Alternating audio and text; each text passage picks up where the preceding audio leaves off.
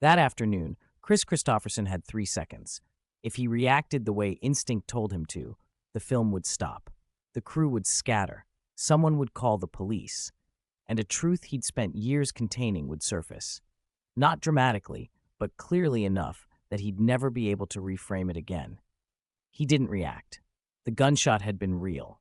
The blank cartridge they'd loaded wasn't blank. And when the sound cracked through the warehouse, sharper and flatter than any sound effect, Kris understood what had happened before anyone else did. He stayed still. The film was low budget, 1974, something about betrayal and cash and men who spoke carefully. Kris had taken the role because it didn't require much. A few lines, a presence. The kind of part where you showed up, said what was written, and left before anyone asked you to explain your choices. The director wanted authenticity, so he'd hired men who knew the world the script was trying to depict. Not actors playing criminals, men who'd lived adjacent to that life, or inside it, and understood its rhythms without needing to study them. Kris didn't ask questions. He recognized a few faces from years earlier, back when he'd worked jobs that required him to be around people who operated outside systems. He nodded when they nodded. He kept his distance when distance felt appropriate. On set, they blended in. They knew how to stand, how to hold stillness without performing it. The director was pleased. He told the crew it felt real, because it was. Kris had noticed the gun earlier that morning. It wasn't supposed to be part of his scene. It belonged to a sequence they were shooting later, something about a deal gone wrong, a confrontation in a back room. But it had been left on a prop table near the catering setup, and Kris had seen one of the hired men pick it up, check the weight of it, then set it back down without comment. The man's hands had moved with familiarity. Not the exaggerated competence of someone trying to look experienced, just efficiency. Muscle memory. Kris didn't say anything. He poured coffee. He went back to his trailer. The scene they were filming was simple. Kris entered a room. 2 men were waiting. One of them, a local hire named Vincent, older, with the kind of quiet that came from decisions made years ago, was supposed to hand Kris an envelope. Kris was supposed to open it, glance at the contents, then nod and leave. No dialogue, just movement and implication. They'd rehearsed it twice. The director wanted it slower. He wanted the pause before Kris opened the envelope to last longer.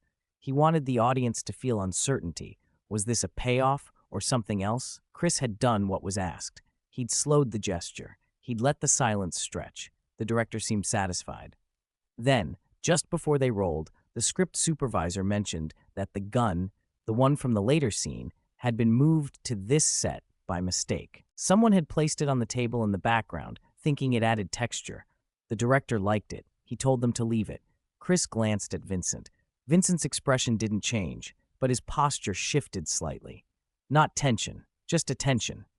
The assistant director called for quiet. The camera rolled. Kris entered the room. Vincent handed him the envelope. Kris opened it.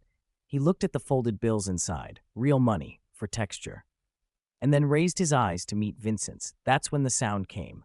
A crack. Immediate. Not the muffled thump of a blank, but something sharper, with weight behind it. The kind of sound that left a residue in the air. Kris didn't flinch. Vincent's hand had moved toward the gun on the table. Not quickly, almost casually.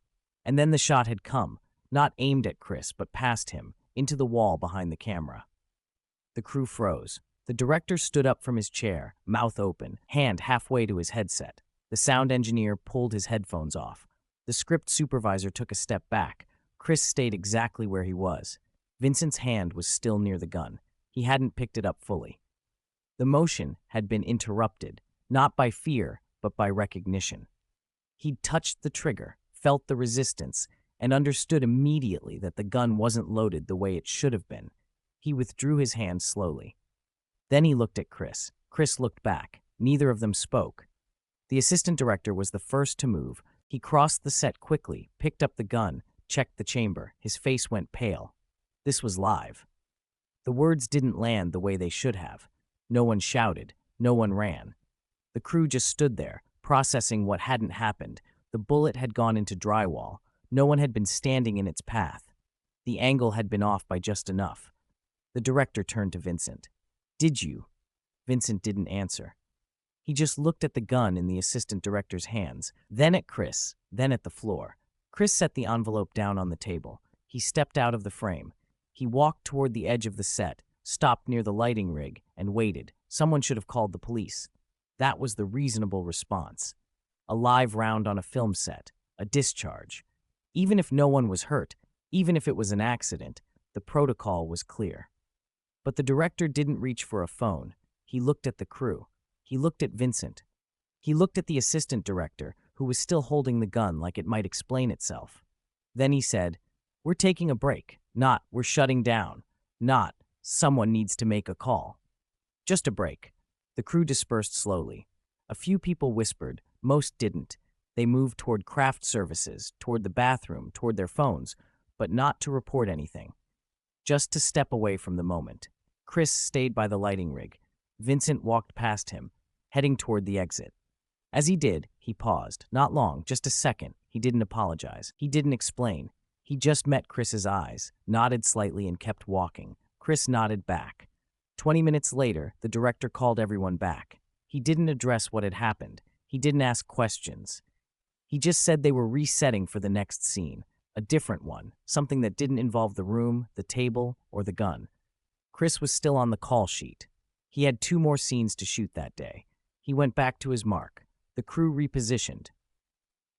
The camera rolled. Kris delivered his lines. They were clean, professional, exactly what the script required. But something had shifted, not in his performance, in the space between him and the material. Before the shot, Kris had been present, engaged enough to make the scene work, detached enough to keep it at arm's length. Now he was further back, not visibly. His blocking was the same. His tone hadn't changed. But the distance had widened. He was delivering the lines. He wasn't inhabiting them. That night, back in his hotel room, Kris sat by the window and didn't turn on the television. He thought about the moment the gun had gone off. He thought about the fact that his first response hadn't been fear. It had been recognition. He'd understood immediately, not intellectually, but instinctively, that the gun was real, that the round was live, and that Vincent's hand had moved with intention, not accident. He didn't know if Vincent had meant to fire. He didn't know if the discharge had been a test, a message, or a miscalculation. But he knew it hadn't been random. And he knew that the reason no one had called the police wasn't incompetence or shock. It was because everyone involved, the director, the crew, the men who'd been hired for authenticity, had understood in that moment that calling the police would surface questions no one wanted answered about who had access to the gun, about why live rounds had been on set, about what kind of film this actually was. Kris didn't ask those questions. He finished the shoot. He stayed professional. He showed up on time, hit his marks, said his lines. When the director thanked him on the last day, Kris shook his hand and said it had been a good experience. The director seemed relieved. The film was never widely released. It played a few regional theaters, got a brief mention in a trade publication, then disappeared into the kind of obscurity that happens when a project doesn't quite land. Kris didn't watch it. Years later, someone asked him about that period. The early 70s, the films he'd done before his acting career gained traction. They mentioned the title, asked if he remembered it. Kris said he did, said it had been an interesting project, said the director had been trying something different. The interviewer asked if there had been any moments on set that stood out. Kris paused. Then he said, "It was a professional shoot. Everyone knew what they were doing." The interviewer nodded. Moved on to the next question. The truth was simpler than Kris would ever say aloud. He'd recognized the men on that set because he'd been around men like them before. Not as a participant, not as someone embedded in their world, but as someone who'd worked adjacent to it, bartending, manual labor, the kinds of jobs where you learn to read a room quickly and keep your observations to yourself. He'd learned, early, that some questions didn't get asked, not because the answers were dangerous, but because asking meant you didn't already know. And not knowing meant you didn't belong. So when the gun went off, Kris hadn't asked why it was loaded. He hadn't asked why Vincent's hand had moved toward it.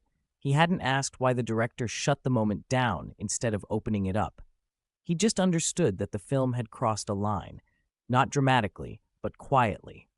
and that his job was to finish what he'd agreed to do and leave without making it more complicated.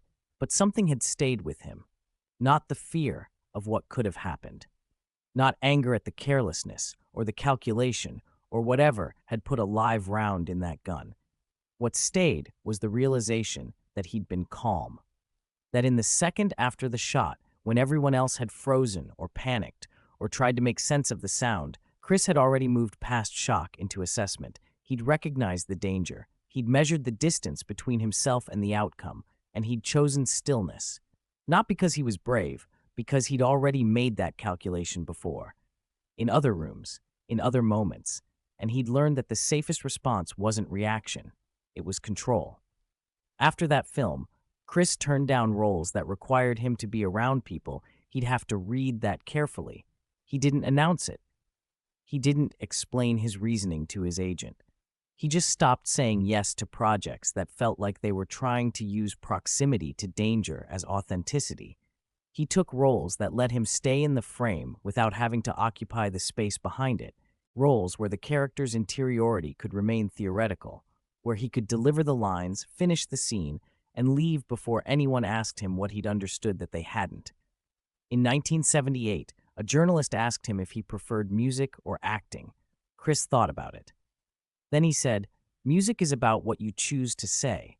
Acting is about what you agree to embody." The journalist wrote it down, asked him to elaborate. Kris smiled, said he didn't think he could explain it better than that. The interview moved on. What Kris didn't say, what he never said, was that after the gun went off, he'd stopped believing he could separate himself from the material. He'd thought, for years, that he could take roles, deliver performances, and walk away without the residue of those worlds clinging to him.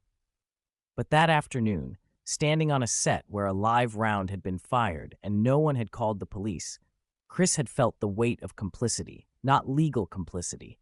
He hadn't done anything wrong, but the complicity of silence, of understanding too much and saying too little, of recognizing that the boundary between performance and participation wasn't as clear as he'd wanted it to be. He didn't talk about that realization. He folded it into the same quiet space where he kept other things he understood but didn't share. And when people asked him, years later, about the films he'd done in the early 70s, the ones that hadn't quite worked, the ones that felt like experiments or misfires, he answered thoughtfully. He talked about the craft, the directors, the challenge of finding a character's truth. He didn't talk about the moment he'd stood on a set and felt a bullet pass through the air and understood with perfect clarity that the difference between a scene and a crime was just a matter of paperwork. And no one asked him to. The film faded. Vincent disappeared back into whatever life he'd come from. The director moved on to other projects. Kris kept working, kept writing, kept choosing, with increasing care, what he agreed to step into. And when someone occasionally mentioned that early film, the one with the warehouse, the envelope, the strange, quiet intensity, Kris would nod. He'd say it had been an interesting experience. He'd say he'd learned something. And if they asked what, he'd pause. Then he'd say, how to know when a scene is finished.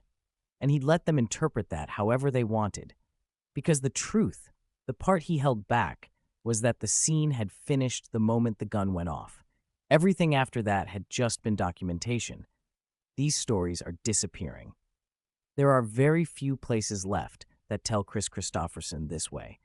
If you don't want to lose another one,